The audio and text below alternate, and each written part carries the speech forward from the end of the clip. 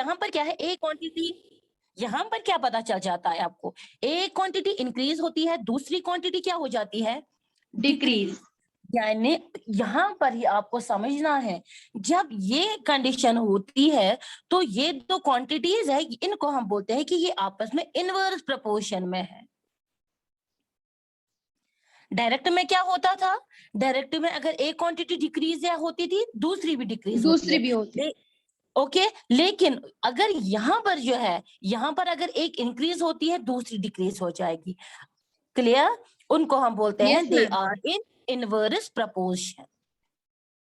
यानी आप देखिए यहाँ पर जो इनको रेशियो होगा, 3 into 30 are 90, 6 into 15 are 5 6 are 30, 6 1 are 6 90, 10 into 9 are, जब हम इनको आपस में ये जो क्वांटिटीज है इनको मल्टीप्लाई करेंगे, 90, 45 into 2 is equal to 90।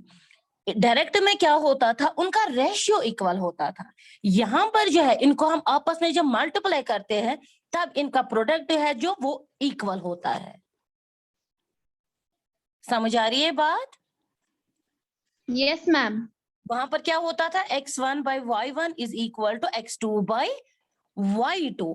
लेकिन इनवर्स प्रोपोर्शन में क्या है, ये है डायरेक्ट। इनवर्स में क्या होता है, अगर ये x1 है, ये है y1, ओके।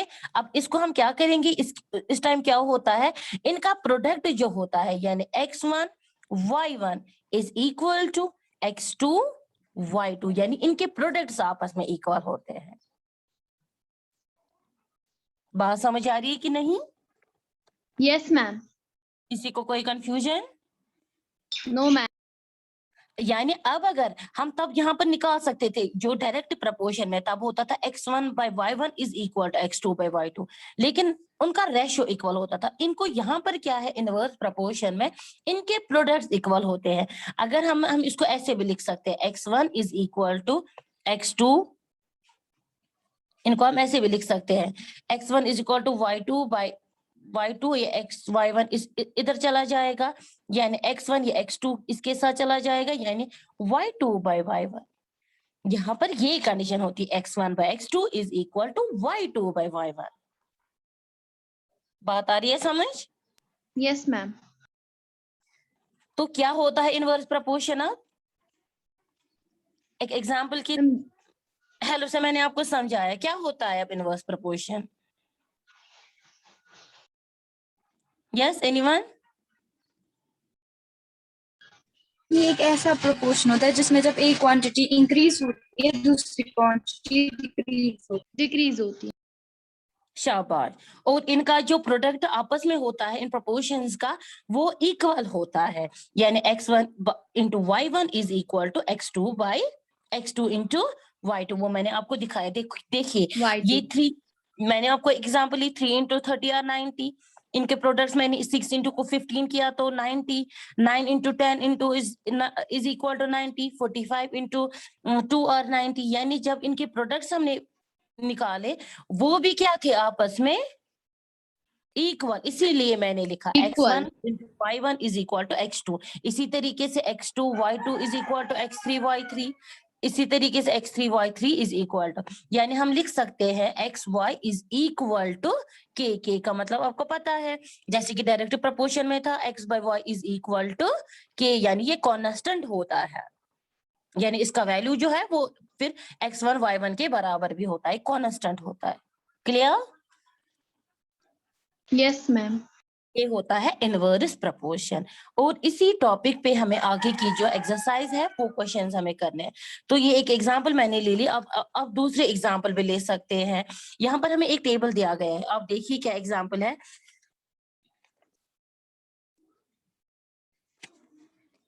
हम एक एग्जांपल लेंगे यहाँ पर ताकि आपको इस पे देखेंगे हम कैसे क्वेश्चन कर सकते हैं। Example 7 is 6 pipes are required to fill a tank in 1 hour 20 minutes। यानी 6 पाइप जो है वो फिल करती है टैंक को, 6 पाइप रिक्वायर्ड होती है, यानी जरूरत होती है एक टैंक को फिल करने में, लेकिन उनको कितना टाइम लगता है, 1 hour 20, यानी 1 घंटा और 20 मिनट। एग्जाम्पल में क्यों लूंगी, क्योंकि आगे के जो क्वेश्चंस है ये एग्जाम्पल्स आपको काम आ जाएंगे फिर को एक्सरसाइज की क्वेश्चंस करने में। ओके नाउ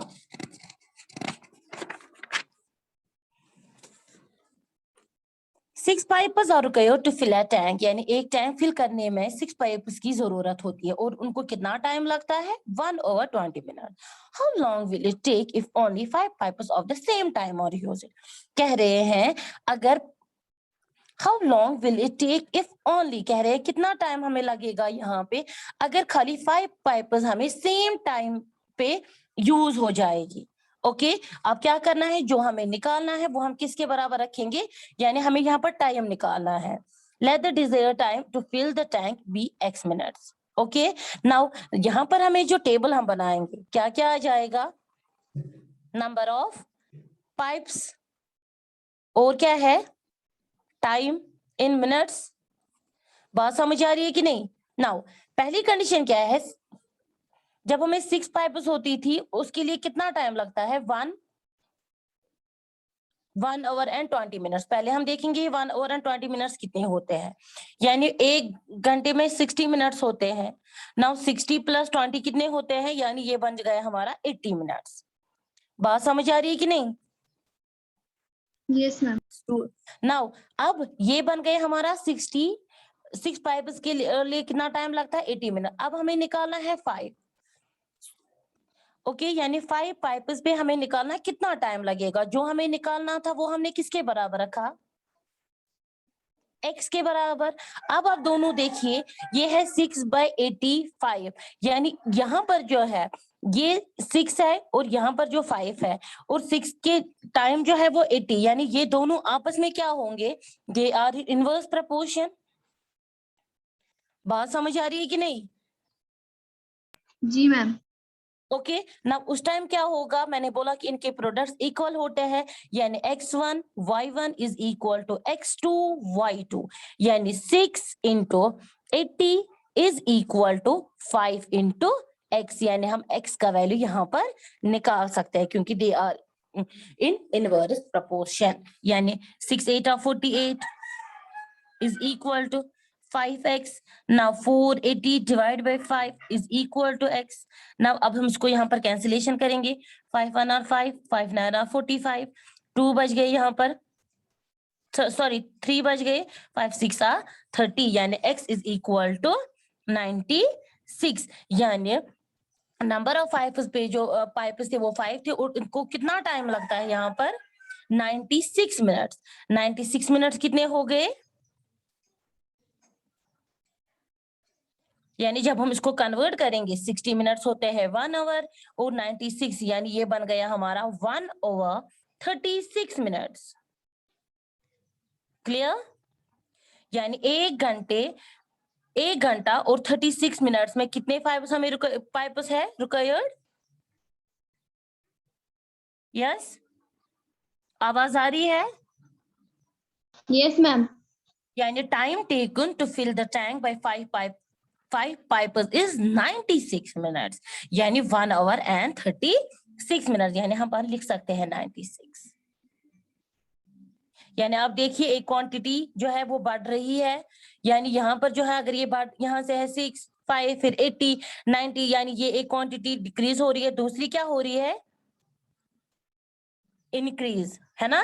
6 से लेकर 5 यानी ये डिक्रीज हो रही है, दूसरी क्वांटिटी क्या है 80 मिनट्स में 6 96 मिनट्स में कितने 5, दैट मींस एक क्वांटिटी इंक्रीज हो रही है, दूसरी क्वांटिटी डिक्रीज, यानी ये दोनों जो है ये आपस में इनवर्स प्रोपोर्शन में है. तो हमने ये फॉर्मूला अप्लाई की और हमने निकाला. क्लियर. Yes, ma'am. तो अब जो है हमें एक्सरसाइज के जो क्वेश्चंस है, एक्सरसाइज 12.2 का पहला क्वेश्चन है जो कि बहुत ही इजी है, ये मैं आपको दिखाऊंगी कि खाली हमें इस क्वेश्चन में बताना क्या है.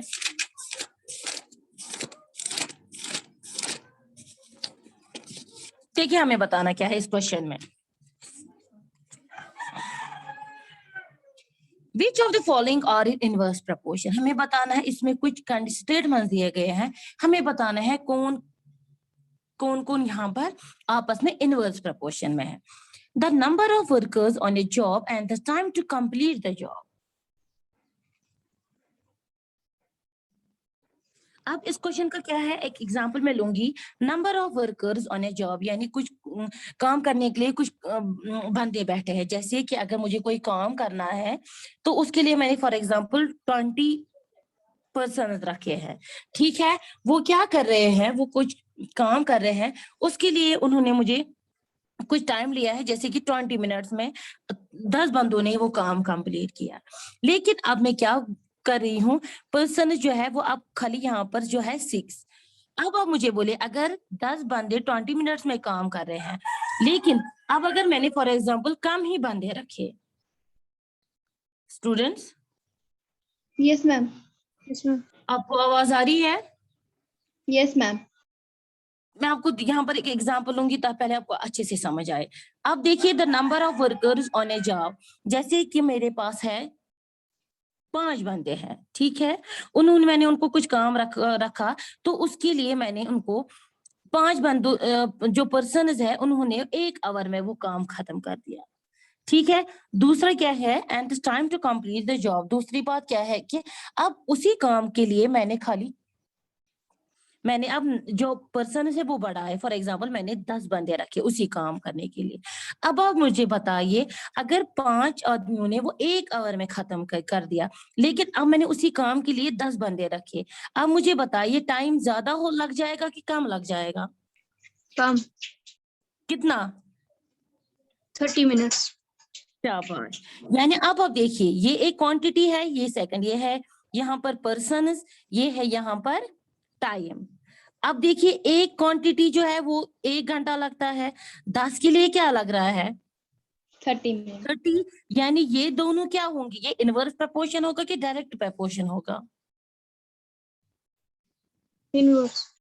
शाबाश, they are in inverse proportion. और यही हमें बताना है, the number of workers on a job and the time to complete the job. Okay, now the second है, तो फर्स्ट में आप लिखोगे खाली इनवर्स प्रपोर्शन। इसमें खाली हमें बताना है कि कौन कौन इनवर्स प्रपोर्शन है। The time taken for a journey and the distance travelled in a uniform speed. यानी यहाँ पर जो है, कैसे समझाऊंगी मैं, टाइम टेकन एंड डिस्टेंस, यानी मैं एक यूनिफॉर्म स्पीड में, यानी फॉर एग्जांपल मुझे यहाँ से कहीं लाल चौक जाना, तो एक स्पीड से मैं लाल चौक जा रही हूँ, ठीक है।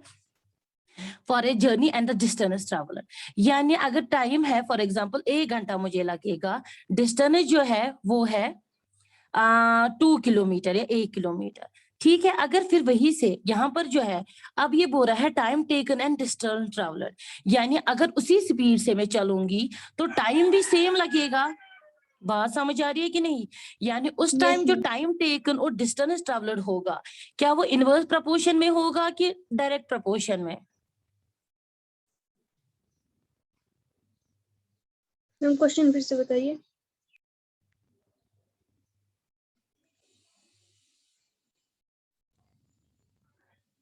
क्वेश्चन है, the time taken for a journey and the distance travelled in a uniform speed.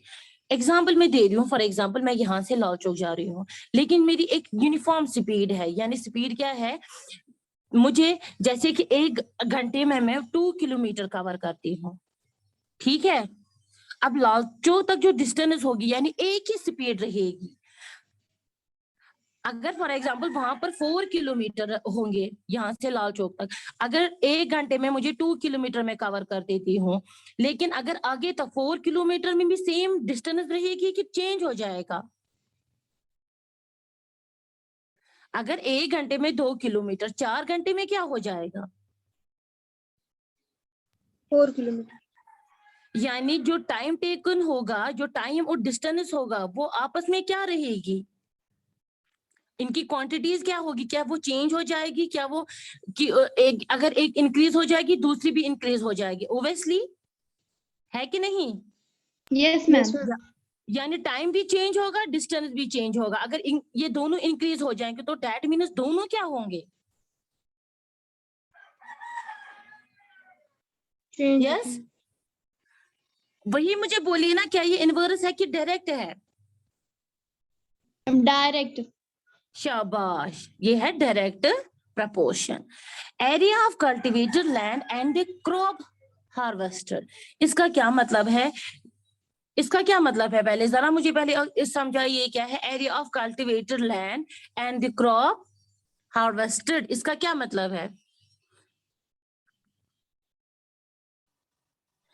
Kashir पर यूता जमीन कल्टिवेट करो तूता करो ना हार्वेस्ट। स्टूडेंट्स आवाज आ रही है? Yes ma'am. यस क्या मैम। क्या मतलब है इसका?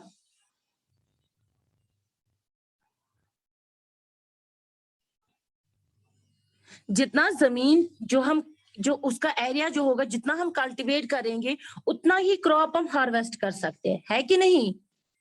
Yes ma'am. ओके, तो ये दोनों क्या होंगे?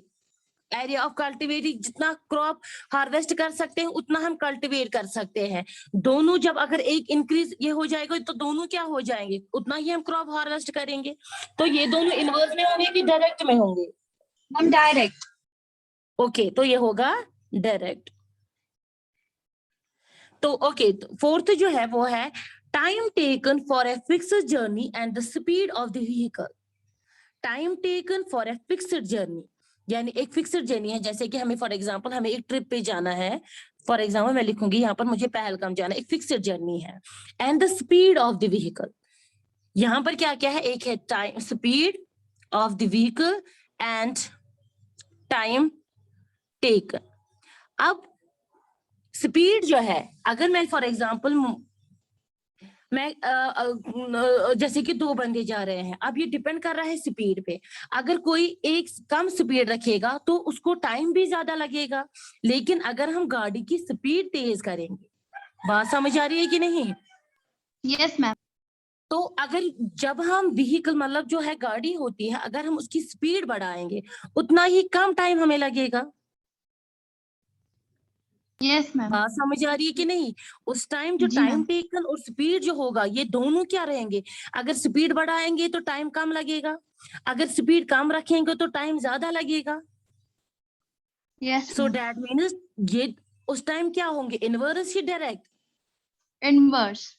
Inverse proportion, good. तो ये होगा इनवर्स प्रपोर्शन। ये बोल रहा है स्पीड ऑफ द व्हीकल, जितनी ज्यादा स्पीड बढ़ाएंगे उतना टाइम कम लगेगा, जितनी स्पीड हम कम करेंगे उतना टाइम ज्यादा लगेगा, है ना? यानी एक इंक्रीज दूसरा। Yes ma'am. Yes ma'am. Okay, now the fourth is the population of a country and the area of land per person, यानी एक कंट्री की पॉपुलेशन और लैंड पर पर्सन।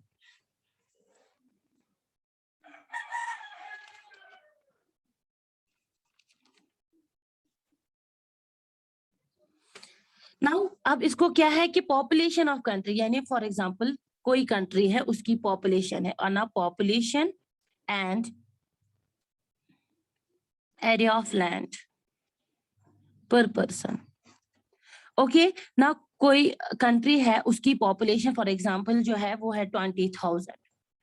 ओके, नाउ उनके लिए जो एरिया ऑफ लैंड पर पर्सन, यानी पर पर्सन का जो लैंड है, यानी जो जमीन है पर पर्सन के लिए, फॉर एग्जांपल उसका कुछ यहाँ पर जो एरिया है फॉर एग्जांपल 20 मीटर स्क्वायर में है या कुछ जो है।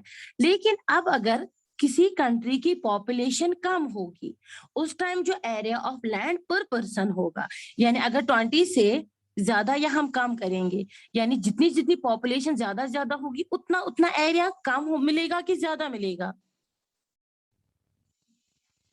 यस? मैम फिर से बताइए एक बार। आप मुझे बताएं, अगर यहाँ पर है the population of a country and the area of land, यानी एक कंट्री हम लेंगे, यानी जहां पर वहां पर पॉपुलेशन होगी उतनी हिसाब से उनको लैंड मिलेगा, जमीन मिलेगा, ठीक है? अब अगर फॉर एग्जांपल कहीं पर पॉपुलेशन 20,000 है, वहां पर उनको उस हिसाब से जो है एरिया मिलेगा। अगर जितनी ज्यादा पॉपुलेशन होगी उतना ज्यादा एरिया मिलेगा कि कम मिलेगा? ज्यादा। ज्यादा। अगर पॉपुलेशन ज्यादा होगी एरिया क्या मिलेगा? ज्यादा। ज्यादा। ज्यादा। ज्यादा। अब फिर से क्वेश्चन सुनिए मैं क्या बोल रही हूँ। जितनी ज्यादा पॉपुलेशन अगर कोई कंट्री में है, जितनी ज्यादा पॉपुलेशन वो होगी, क्या वहां पर उतना ज्यादा एरिया मिलेगा उनको? नो मैम, कम। ओब्वियसली कम। अगर कहीं पर जैसे कि फॉर एग्जांपल मैं अब एक सिंपल सी एक एग्जांपल लूंगी, एक रूम हम लेंगे, ठीक है, अगर उसका एरिया जो होगा, अगर ज्यादा उसका एरिया जो होगा और पॉपुलेशन, जितने ज्यादा हम वहां पर लोग होंगे उतनी उनकी जगह वहां पर कम मिलेगी, है कि नहीं? और जितनी Yes, ज्यादा ma'am. लोग कम होंगे उतनी ज्यादा स्पेस हो गई वहां पर। सिंपल सी बात है। Yes, ma'am. Yes, तो ma'am. ये दोनों जो है population of country and the area of land person, क्या ये डायरेक्ट प्रोपोर्शन में होंगे कि इनवर्स में?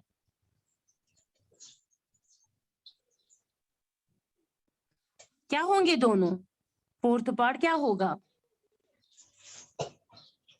यस स्टूडेंट बोलिए ना, क्या होगा in population of country and, यानी ये दोनों क्या होंगे इनवर्स प्रोपोर्शन में। जितने ज्यादा लोग होंगे उतनी ज्यादा जमीन कम मिलेगी, बात समझ आ रही है कि नहीं?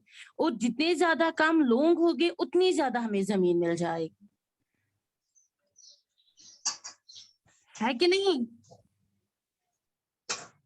यानी ये दोनों Yes, क्या ma'am. होंगे आपस में इनवर्स प्रपोर्शन में। तो ये था question number 1 and question number 2 is,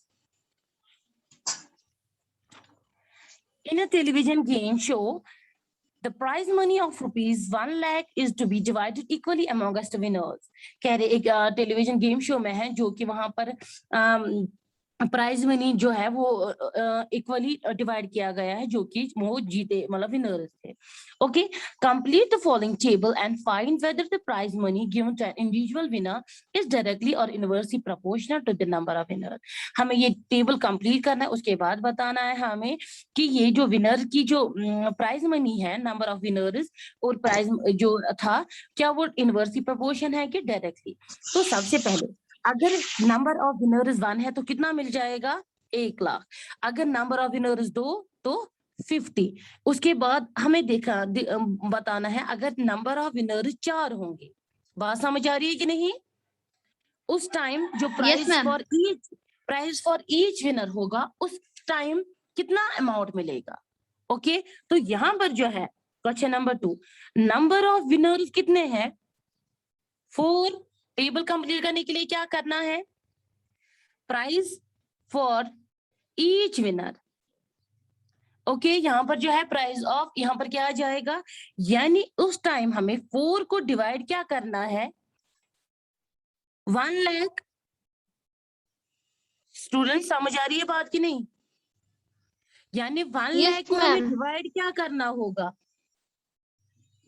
4, क्योंकि प्राइज मनी क्या है, वो 1 लाख है और ये हमें कितने में डिस्ट्रीब्यूट करना है? नंबर ऑफ विनर्स कितने हैं? 4। तो हम देखेंगे कितना मिल जाएगा हर एक विनर को, यानी 2 2 और 4, 2 5 और 10, 4 zeros, 2 1 और 2, 2 2 और 4, 2 5 और 10, कितना मिलेगा? रुपीज 25। यानी नंबर ऑफ 4 विनर्स, हर एक विनर को कितना मिलेगा? 25,000। क्लियर? Yes, ma'am. यहाँ पर लिखेंगे 25। इसी तरीके से नंबर ऑफ विनर्स कितने हैं? 5। तो 5। अब यहाँ पर जो है प्राइस देखना है हमें कि पर ईच विनर कितना आ जाएगा। 1 लाख को हम डिवाइड क्या करेंगे? 5। 5 2 और 10 एंड 4 zeros, यानी 20,000। यानी जब 5 विनर्स होंगे तो कितना विनर प्राइस मिलेगा? 20,000। 20,000. सेम, शाबाश, सेम नंबर ऑफ विनर्स कितने होंगे? 8। उस टाइम क्या मिलेगा price for each winner? 1 lakh को डिवाइड क्या करेंगे?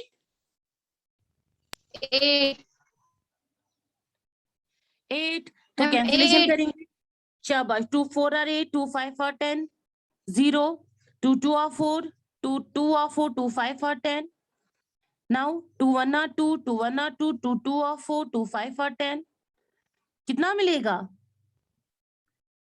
12,500। नाउ सेम अगर अब हमारे पास होगा, अब अगर हमारे पास होंगे नंबर ऑफ विनर्स कितने होंगे? 10। नाउ प्राइस फॉर ईच क्या आ जाएगा? Price for each winner 1 lakh divide by 10। Now 1 0 इसके साथ कैंसिल हो जाएगा तो क्या आ जाएगा? 10,000. 10,000। ओके, तो यहाँ पर हम लिखेंगे 10,000। नाउ नंबर ऑफ विनर जो होंगे 20 हो जाएंगे, तो प्राइस फॉर ईच विनर क्या आ जाएगा? 1 lakh. 1 lakh divide by 20. 20. 20। मैंने 1 0 एक्स्ट्रा लिखा, 20 तो 1 0 तो क्या बच जाएगा 2 5 4 10 0 0 0। क्या आ जाएगा? 5,000. 5,000। नाउ अब अगर हमें इसके बाद क्वेश्चन था कि ये हमें बताना है कि जो प्राइज मनी है वो जो इंडिविजुअली विनर था, एक एक करके जो हमें विनर्स को, जो इंडिविजुअली विनर जो थे, क्या वो आपस में डायरेक्टली और इनवर्स प्रोपोर्शन में है? क्या है जरा आप देखिए, 1 2 4 यानी नंबर ऑफ विनर जो है वो बढ़ते थे, यानी पहले 1 था तो 1 लाख, 2 थे तो 54 नंबर ऑफ इन विनर्स यहाँ पर जो है वो इंक्रीज हो रहे हैं कि नहीं?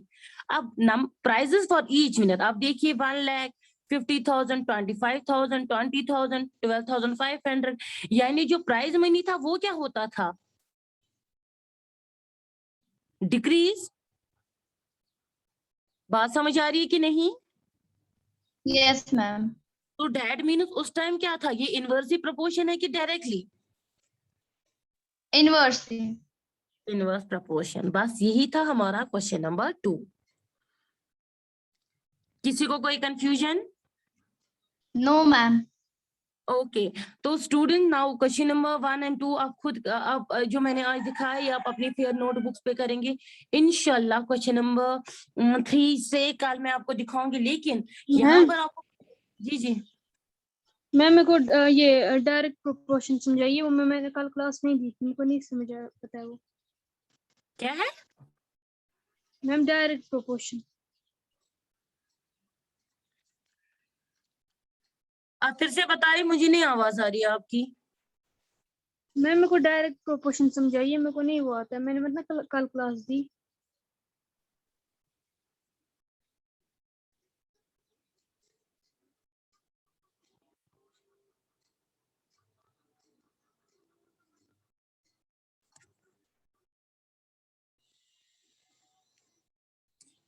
आपको मेरी आवाज आ रही है?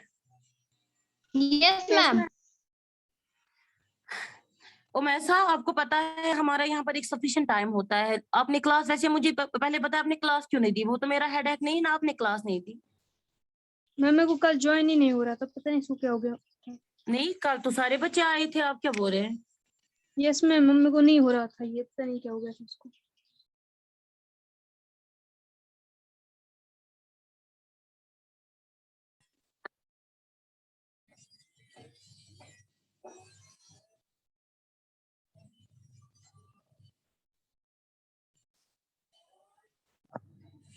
क्या बोल रहे हैं आप? Yes Umaisa, Umaisa Yasin, yes ma'am. क्या बोल रही हैं आप? कोई नहीं, अब इंशाल्लाह कल जब अभी तो टाइम हो गया है 12:10, यहाँ पर हमें एक जो है मीटिंग फिर खुद ही लीव हो जाती है।